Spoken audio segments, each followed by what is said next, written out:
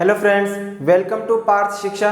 दोस्तों, हमने accounting equation शुरू किया था लास्ट लेक्चर में और आज अकाउंटिंग इक्वेशन का लेक्चर नंबर 2 होने जा रहा है। और जैसा कि मैंने बताया था कि 5 लेक्चर में मैं आपको पूरा अकाउंटिंग इक्वेशन कंप्लीट करा दूंगा, तो आज हमारे अकाउंटिंग इक्वेशन का सेकेंड लेक्चर है और आपको थोड़ा सा भरोसा रखना पड़ेगा। पाँचों लेक्चर आपको कंप्लीट देखना है। 5 लेक्चर के बाद मैं 100% भरोसा दिलाता हूँ कि आपका 1% भी डाउट नहीं रहेगा। तो चलिए आज हम अपने असाइनमेंट का क्वेश्चन नंबर 3 देखते हैं। ये असाइनमेंट मेरे पार्थ शिक्षा टेलीग्राम चैनल पे मिल जाएगा, कोई चार्ज नहीं है, फ्री ऑफ कॉस्ट में मिल जाएगा, तो आप वहां से डाउनलोड कर सकते हैं। तो देखिए question number 3, prepare accounting equation on the basis of the following transaction. यानी हमें अकाउंटिंग इक्वेशन बनाना है। अकाउंटिंग इक्वेशन का यही फॉर्मेट है, serial number, transaction, assets equal to liability plus capital, ये बता दिया था। तो सबसे पहले देखिए, स्टार्टेड बिजनेस विद कैश, यानी जिस चीज से बिजनेस स्टार्ट करते हैं वो एसेट्स होता है और वो टोटल जितने रुपए से बिजनेस स्टार्ट किए, यानी कि खुद का जो हम अपने घर से बिजनेस में लेके आऊं, सब मेरा कैपिटल है। तो इसका मतलब कैश आ जाएगा 70,000 रुपए और 70,000 रुपए का ही क्या बन जाएगा, कैपिटल बन जाएगा। तो कैपिटल के नीचे भी मैंने 70,000 रुपए लिख लिया। नेक्स्ट ट्रांजेक्शन है आपका paid credit purchase of goods rupees 18,000। हमने क्रेडिट परचेज किया है गुड्स 18,000 रुपए का। तो गुड्स बोले तो स्टॉक, गुड्स को मैंने किस नाम से बोला था लिखने के लिए, स्टॉक। अब क्योंकि ये सेकेंड ट्रांजेक्शन में है तो सेकेंड ट्रांजेक्शन के सामने 18,000 रुपए का लिखूंगा। और 18,000 रुपए का गुड्स खरीदा क्रेडिट में, उधार में, तो उधार में खरीदा, फ्यूचर में पे करना पड़ेगा, तो पे करना पड़ेगा लायबिलिटी। लायबिलिटी का मतलब ही हमने समझा है ना कि जो मुझे फ्यूचर में पे करना पड़ेगा। तो पहले वाला ट्रांजैक्शन में 0 था, अब 18,000 रुपए का लायबिलिटी, कैपिटल पे कोई इंपैक्ट नहीं, ठीक है ना। यानी कि जो हमारे पास जो एसेट्स आता है वो एसेट्स दो तरह के पैसों से आता है। या तो मैं खुद से अपने घर से लेके आया हूँगा पैसा, तो वो कैपिटल बन जाएगा, या तो मैं किसी और से उधार ले लूंगा बाहर वाले से। यानी फर्म जो भी एसेट्स अपने पास, फर्म के पास जो होती है, वो 2 लोगों से पैसा लेके खरीदती है या 2 लोगों से ले सकती है। ओनर से, तो ओनर से जो लिया जाता है उसको कैपिटल कहते हैं, और बाहर वाले से अगर उधार लिया जाता है या बाहर वाले से लोन लेके अगर खरीदा जाता है तो वो लायबिलिटी कहलाता है, जैसे कि यहाँ क्रेडिट। तो अब 2 ट्रांजैक्शन कंप्लीट हो गए हैं, तो अब क्या करना है, न्यू इक्वेशन। तो न्यू इक्वेशन में जोड़ देना है ना इसको। तो न्यू इक्वेशन आप कर लीजिए, यहाँ 0 तो 70,000 और ये 18,000 रुपये हो जाएगा, और यहाँ पे भी 18,000 रुपये क्रेडिटर और 70,000 रुपये की कैपिटल। नेक्स्ट ट्रांजेक्शन जो है वो है आपका payment made to creditor in full settlement rupees 17,500। मैंने पिछले लेक्चर में ही बताया था फुल सेटलमेंट का हिसाब क्या होता है। फुल सेटलमेंट का मतलब हिसाब बराबर। बताइए क्रेडिटर कितने रुपए का, 18,000 रुपये, और मैंने उसको 17,500 पे किया। कितना पे किया, 17,500। मेरा कैश तो 17,500 कम हुआ है, पर फुल सेटलमेंट का हिसाब बराबर। मेरे सर पे बोझ कितने का था, 18। अब कोई बोझ रहा क्या, ना जी ना, हिसाब बराबर। तो इसका मतलब मेरी लायबिलिटी, मेरी चिंता कितने से कम हो गई, लायबिलिटी। क्रेडिटर का मतलब चिंता, तो फुल सेटलमेंट का मतलब चिंता का समापन, चिंता खत्म पूरी तरह से। तो मेरी चिंता कितने रुपए से कम हो गई। ये मत देखो कि कितना पैसा गया, पहले ये देखो कि 17,500 दिया और चिंता कितने से कम हो गया, जितना चिंता था। फुल सेटलमेंट मतलब पूरा का पूरा खत्म चिंता, तो पूरा चिंता 18,000 से कम। अब चिंता तो 18 की कम हो गई, बट मेरे जेब से गया कितना, 17,500। ओहो, 17,500 गया और चिंता 18 से कम, यानी 18 के बराबर का पेमेंट कर दिया। 500 का तो फायदा हो गया, यानी 500 जो मुझे नहीं देना पड़ा वो भी तो मेरे लिए फायदा ही है ना। तो 500 रुपये जो बच गया वो मेरे लिए एक प्रकार से क्या है, फायदा है। बिना 500 रुपये मुझे कम, 500 रुपये कम देके मेरा हिसाब बराबर हो गया। तो देखिए बाकी जगह कोई इंपैक्ट नहीं आएगा, तो वहां पे हमें क्या करना है, 0 लिख देना है। ये ट्रांजैक्शन नंबर 3 कंप्लीट हो गया है। अब क्या करना है, न्यू इक्वेशन। न्यू इक्वेशन जो करिए, देखिए अभी भी बराबर आ रहा होगा, ये हर इक्वेशन में बराबर आएगा, याद रखिएगा। नेक्स्ट जो है आपका purchase of machinery for cash 20,000। हमने मशीनरी खरीदा है, मशीनरी हमारे लिए एसेट्स होता है, आपको मालूम होगा। तो मशीनरी हमने खरीदा है तो एसेट साइड एक कॉलम बना लेंगे उस मशीनरी का। कितने रुपए का मशीनरी हमने खरीदा है, ये ट्रांजैक्शन नंबर 4 है, तो 4 में 20,000 रुपए का हमने मशीन खरीदा है। कैश में खरीदा है तो मेरे पास से कैश चला जाएगा, यानी एक एसेट्स कम हो रहा है तो दूसरा एसेट्स बढ़ जा रहा है, मतलब कैपिटल पे कोई इम्पैक्ट नहीं आएगा। अभी भी कल भी उतने का ही मालिक था मैं, आज भी उतने का ही मालिक हूं। तो बताओ जी न्यू इक्वेशन कितने का हो जाएगा, कंप्लीट हो गया जी। हाँ जी, नेक्स्ट इक्वेशन है फिफ्थ का मतलब क्या होता है, क्या लिखा है, डेप्रिसिएशन ऑन मशीनरी। तो डेप्रिसिएशन ऑन मशीनरी ₹2000। डेप्रिसिएशन का मतलब मैंने बताया था ना, fall in the value of fixed tangible assets. कोई भी टेंजिबल फिक्स्ड एसेट्स की वैल्यू में कमी आना डेप्रिसिएशन। और जितने से कोई भी टेंजिबल फिक्स्ड एसेट्स जो होता है, जैसे इस क्वेश्चन में मशीनरी है, तो मशीनरी हमारे लिए एसेट्स है। क्या है, एसेट्स है। इसकी वैल्यू में कमी होना मेरा कैपिटल को भी कम करता है। क्या करता है, कैपिटल को भी कम करता है। तो याद रखना कि जब भी कोई भी टेंजिबल फिक्स्ड एसेट्स की वैल्यू में कमी आती है तो उससे मेरा कैपिटल भी कम हो जाएगा। कैपिटल कम होने का रीजन मैंने बता दिया। अब एक बात बताओ, मैंने कितने से भी बिजनेस से स्टार्ट किया, मान के चलो मैंने 20,000 रुपये, ये मेरा मशीन है, घर से लेके आया, बिजनेस में लगाया पैसा, एसेट्स है और कैपिटल भी है। अब उसकी वैल्यू 2,000 रुपये कम हो गया, तो अब मैं क्या बोलूँगा कि मैं 20,000 रुपये के मशीन का मालिक हूँ ना। अब मेरे पास जो मशीन है उसकी वैल्यू 18,000 रुपये है, तो अब मैं कितने का मालिक हूँ, बिजनेस में जो मशीन है वो कितने का मालिक हूँ मैं, 18 का ही ना। तो इसका मतलब एसेट्स की वैल्यू कम हो गई तो कैपिटल भी मेरी कम हो जाएगी। तो 2,000 रुपये से ये मशीन की वैल्यू कम हो गई और 2,000 रुपये से कैपिटल भी कम। तो याद रखना डेप्रिसिएशन का क्या ट्रीटमेंट होगा, सबसे पहला तो कैपिटल कम हो जाएगा और दूसरा उस एसेट्स की वैल्यू कम हो जाएगा जिस एसेट्स पे डेप्रिसिएशन लगा है। कमाल है। तो ये हमारा 5th लाइन कंप्लीट हो गया है। इसके बाद आप न्यू इक्वेशन कर लीजिए, कितना आ रहा है न्यू इक्वेशन, 67,500। ये कंप्लीट हो गया है।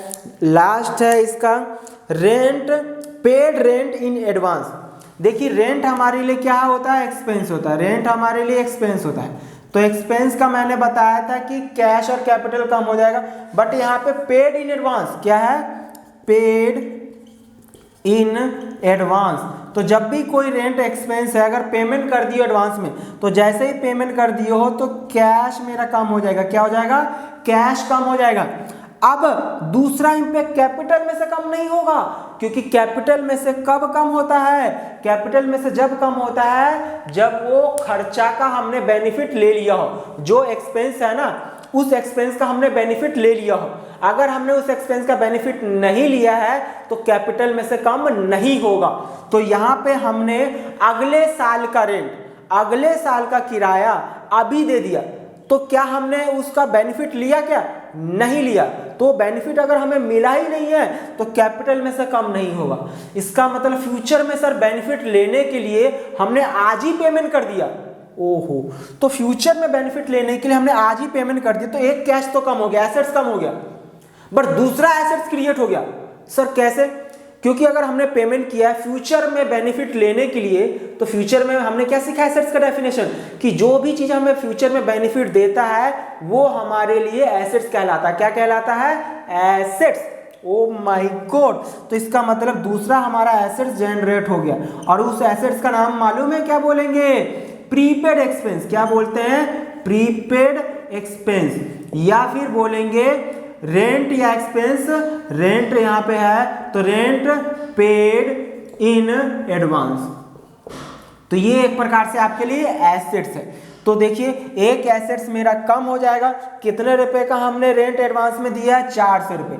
तो 400 रुपये से मेरा एक एसेट्स कम हो गया और दूसरा एसेट्स यहाँ पे क्रिएट हो जाएगा, प्रीपेड रेंट बोलेंगे। क्या बोलेंगे दोस्तों, प्रीपेड रेंट। प्रीपेड यानी प्री का मतलब पहले, पे कर दिया, यानी पहले पे कर देने का मतलब मैंने एडवांस में दे दिया। तो ये एसेट साइड कॉलम ऊपर 0 0 कर लीजिएगा, यहाँ पे ये पूरा ये ऐसे करके हमको दिखाना पड़ता है। अगर ऐसे नहीं दिखाओगे तो एग्जामिनर जो है नंबर काट सकता है। तो 400 रुपये का यहाँ पे आपका एक नया एसेट्स क्रिएट हो गया और 400 रुपये कम हो गया। बाकी पे कोई इम्पैक्ट नहीं आएगा तो आपको 0 लगा लेना है। लायबिलिटी और कैपिटल पे कोई इम्पैक्ट नहीं आएगा तो एज इट इज हो जाएगा। अब ये न्यू इक्वेशन करिए और देखिए दोनों साइड बराबर आ रहा है क्या। अब देखिए इधर का तो टोटल 0 और 67,500 है, यानी कि लायबिलिटी साइड का टोटल तो आपका 67,500 है। इसका मतलब एसेट साइड का भी टोटल 67,500 ही आना चाहिए। अगर ये टोटल बराबर है दोनों तभी जाके हमारा ये क्वेश्चन सही है, नहीं तो हमारा ये क्वेश्चन गलत हो जाएगा। तो टोटल कर लेते हैं, ये 18,000 प्लस 18 प्लस 400, हाँ जी ये 68,500 1,000 रुपये का कुछ गोलमाल हो गया है। 1,000 रुपये, हाँ जी 1,000 का जो गोलमाल हो गया है। ये देखिए यहाँ पे जो 17,500 18,000 रुपये मुझे देना था, 17,500 दिए थे। 500 का मैंने फायदा बताया था ना, ये फुल सेटलमेंट वाला, तो प्लस किया है तो 70,500 में 70,000 में 500 जोड़ेंगे तो कितना आ जाएगा, ये 70,500 आ जाएगा। कितना आ जाएगा ये 70,500। तो यानी कि यहाँ पे 68 आएगा, ये 68 है यानी 68, तो इधर का टोटल भी 68 अब जाके बराबर हो गया। वो हमसे कैलकुलेशन में मिस्टेक हो गया था। तो ये क्वेश्चन नंबर 3 कंप्लीट हो गया है। आप इसको नोट कर लीजिए। एक क्वेश्चन और अभी करते हैं, क्वेश्चन नंबर 4, ठीक है, जल्दी से नोट कर लीजिए। चलिए क्वेश्चन नंबर हम 4th करते हैं अपने असाइनमेंट का। Show the accounting equation on the basis of the following transaction and also show the balance sheet. Balance sheet भी बनाना है, बैलेंस शीट मैं बता दूंगा, नहीं तो बैलेंस शीट का चैप्टर सीखेंगे तो वहां पे देखेंगे। अभी देख लेते हैं क्या है। Started business with cash rupees 60,000 and goods rupees 30,000। हाँ जी, यानी कि 60,000 रुपये से मैंने बिजनेस स्टार्ट किया है कैश में, तो कैश मेरा 60,000 रुपये का हो गया, यानी कि ट्रांजेक्शन नंबर फर्स्ट कर रहे हैं। और गुड्स का मतलब स्टॉक हो गया। कितने रुपए का गुड्स है? गुड्स है आपका इस क्वेश्चन में दे रखा है 30,000 रुपए का। तो 30,000 मैंने क्या बताया, जितने से हम बिजनेस से स्टार्ट करते हैं मतलब घर से लेके आए, तो 60 और 30 90,000 रुपए, तो 90,000 रुपए मेरा कैपिटल बन गया। First transaction complete. Purchase goods for cash 40,000 and credit 25,000, यानी कि सेकेंड में बोला है गुड्स हमने खरीदा है कैश में 40,000 रुपये, तो मेरा कैश 40,000 रुपये कम हो जाएगा। और गुड्स खरीदा है देखिए 40,000 का कैश में और 25,000 का क्रेडिट में, मतलब उधार में, तो टोटल कितने का गुड्स खरीदा? 65,500, ठीक है 65,000। तो 65,000 का गुड्स खरीदा है, 40 तो चला गया और 25,000 रुपये का हमने उधार में खरीद लिया। तो उधार में खरीदने को कहते हैं क्रेडिटर। क्या कहते हैं दोस्तों? क्रेडिटर। तो कितने रुपए का हमने क्रेडिट में खरीद लिया गुड्स? 25,000 रुपये का। कैपिटल पे कोई इम्पैक्ट आएगा? नहीं आएगा। तो ये हमारा सेकेंड ट्रांजेक्शन कंप्लीट, ठीक है। तो 40 का कैश में, 25 का उधार में, टोटल 65,000 रुपये का हमने गुड्स खरीदा है। तो ये न्यू इक्वेशन जो आ जाएगा वो यहाँ पे आ जाएगा आपका 20,000 रुपये कैश में रह गया और गुड्स कितने का हो जाएगा आपका 95,000। गुड्स बोले तो स्टॉक, गुड्स को दूसरे भाषा में हम क्या कहते हैं? स्टॉक। और यहाँ पे लायबिलिटी साइड में 25,000 रुपये का क्रेडिटर और 90,000 रुपये का कैपिटल, और ये यहाँ पे आपको इक्वल टू ऐसे लगाते जाना है। नेक्स्ट ट्रांजेक्शन में बोला है goods costing 48,000 sold at a profit of 25%, 3/4 payment received in cash. Oh my God, हमने 48,000 रुपये वाला, मेरे पास गुड्स 95 का अवेलेबल है, जिसमें से 48,000 रुपये का गुड्स मैंने बेच दिया। ओके, कॉस्ट मतलब 48 का तो चला गया। अब ये 48,000 रुपये वाला जो है ये कॉस्ट है। तो जब भी कोई चीज़ सेल करोगे तो इसमें बोला है कि जो सेल किया गया है 25% के प्रॉफिट पे, तो बताइए प्रॉफिट पे बेचा गया है तो 25%, 48,000 रुपये का 25% कितना होगा? 25% आप अगर कैलकुलेट करेंगे तो इस 48,000 रुपये का 25% आएगा 12,000 रुपये। ओके, तो इसका मतलब आपने कितने में बेचे हो? 60,000 में। कितने में सेल किए हो? 60,000 रुपये में गुड्स बेचे हो।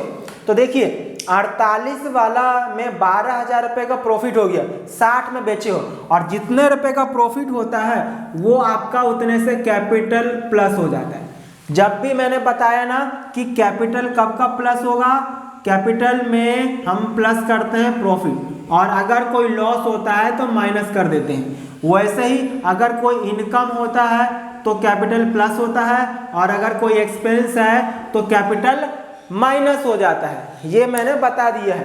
तो सीधा सीधा है 48 वाले पे मैंने 25% प्रॉफिट कमा लिया, मतलब 12,000 रुपये, तो 12,000 सीधा सीधा कैपिटल में प्लस हो जाएगा। 60,000 में बेचा, पैसा मिले ना मिले वो बात की बात है, बस हमें ये देखना है कि ट्रांजैक्शन हो गया ना। जैसे ही कोई ट्रांजैक्शन हैपन हो जा रहा है तो हम उस प्रॉफिट को रिकॉर्ड कर लेंगे। ओके, और आगे लिखा है कि 3/4 पेमेंट रिसीव्ड इन कैश। अभी 60,000 रुपये का कैश कितना मिल रहा है, कुछ तो कैश हो गया और कुछ जो हो गया क्रेडिट। किस में बेचा हमने, क्रेडिट में। तो 60,000 रुपये का बताइए 3/4 तो यानी कि 45,000 रुपये। तो इसका मतलब क्रेडिट में कितना आ गया 1/4, तो 1/4 कितना आ गया 15,000 रुपये।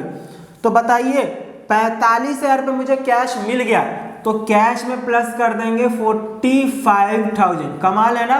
अच्छा, और 15,000 रुपये उधार हमने बेचा है, तो हमने किसी को बेचा है सर, तो अगर किसी को मैं बेचूंगा तो उससे फ्यूचर में पैसा मिलेगा या देना पड़ेगा, सर पैसा मिलेगा।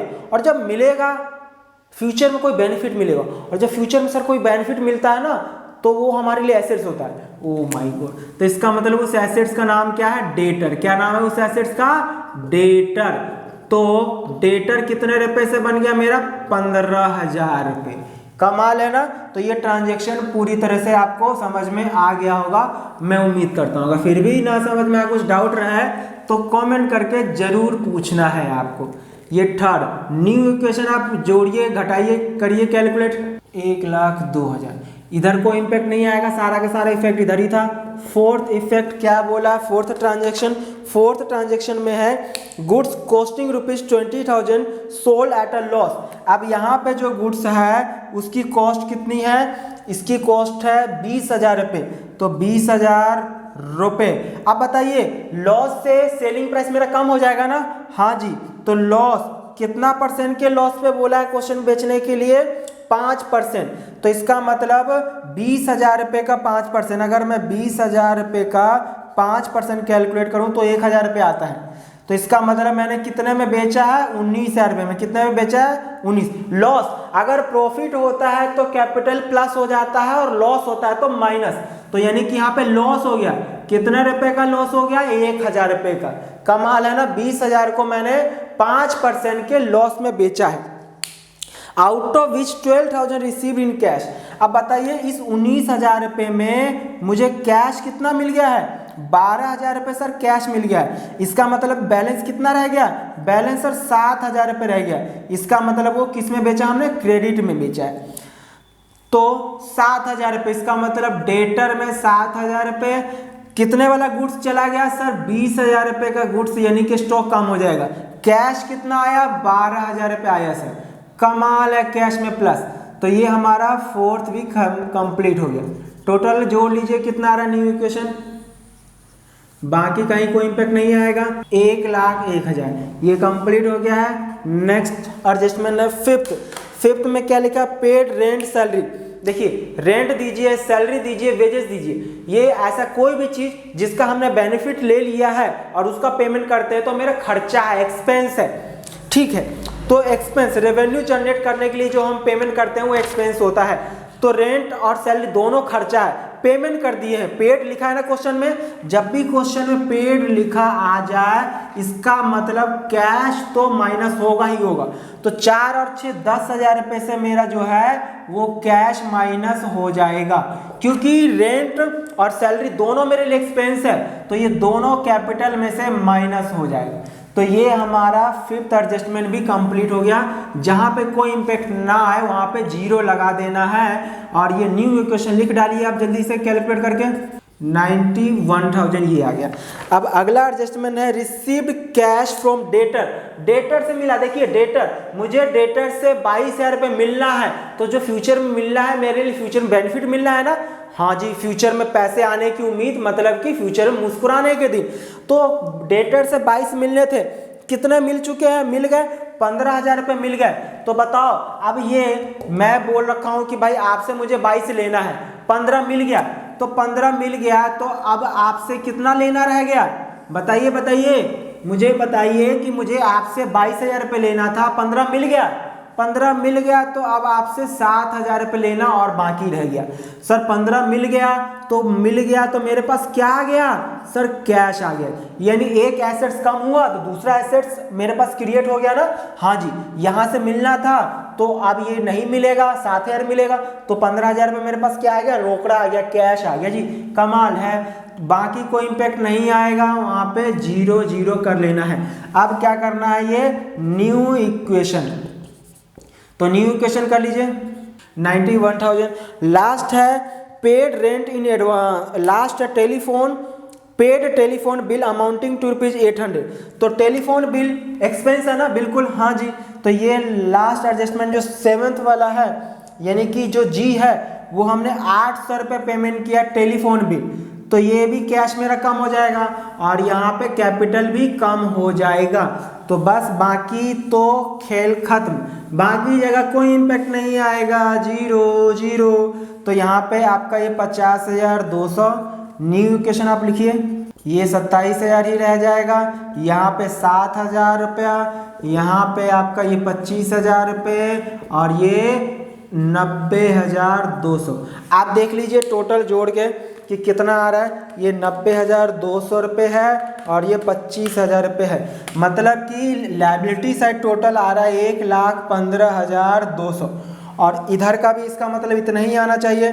तो देख लेते हैं 27,000 और ये 7,000, कुछ रह गया है क्या, कुछ गड़बड़ है, कुछ गलत हो गया, 1,15,200 इधर बराबर नहीं आ रहा। मैंने क्या कहा कि दोनों साइड बराबर आना चाहिए, टोटल एसेट्स बराबर टोटल लायबिलिटी, सब कुछ सही है। सही, हमें कैलकुलेशन में कहीं गलती हुआ है तो देखते हैं कहाँ गलती हुआ है। यहाँ सही है, ये सही है, ये 12 ऐड करेंगे 77 ठीक है, ये लेस करेंगे 77 में से 10 घटाएंगे तो कितना आएगा, 67 आएगा। 67 में हम अगर प्लस करेंगे 15,000 रुपया तो 81, मैंने देखो यहाँ प्लस की जगह माइनस, ये गलती ध्यान रखना है। ये 82 और 82 में से हम 800 घटा देंगे तो आ जाएगा ये 81,200। अब इनका प्लस करेंगे तो प्लस कर दीजिए 27,000 प्लस 7,000 रुपये, 1,15,200। कमाल है। तो यही था आपको इस क्वेश्चन में 1,15,000 दोनों साइड बराबर आ गया ना। हाँ जी, ये यहाँ पे हमसे कैलकुलेशन में मिस्टेक हो गया था कि 65 में 12 ऐड करने पे 77 और 10 घटाने पे 67, जबकि हमने 66 लिख लिया था। तो ये गलती की वजह से टैली नहीं हो रहा था।